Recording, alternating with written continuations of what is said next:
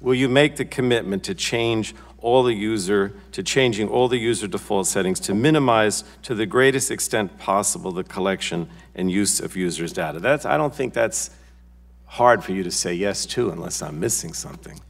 Congressman, this is a complex issue that I think deserves more than a one-word answer. Well, again, that's disappointing to me because I think you should make that commitment, and maybe what we could do is follow up with you on this, if possible. Was your data included in the data sold to the malicious third parties?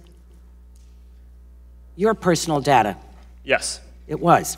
Some would argue that a more regulatory environment might ultimately stifle new platforms and innovators. Some might describe as desperately needed competition. On your point about regulation,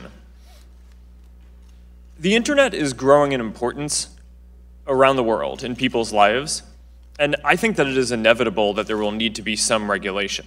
So my position is not that there should be no regulation, but I also think that you have to be careful about what regulation you put in place for a lot of the reasons that you're saying. I think a lot of times regulation, by definition, puts in place rules that a company that is larger, that has resources like ours, can easily comply with, but that might be more difficult for a smaller startup to comply with. So I think that these are all things that need to be thought through very carefully when thinking through what rules we want to put in place.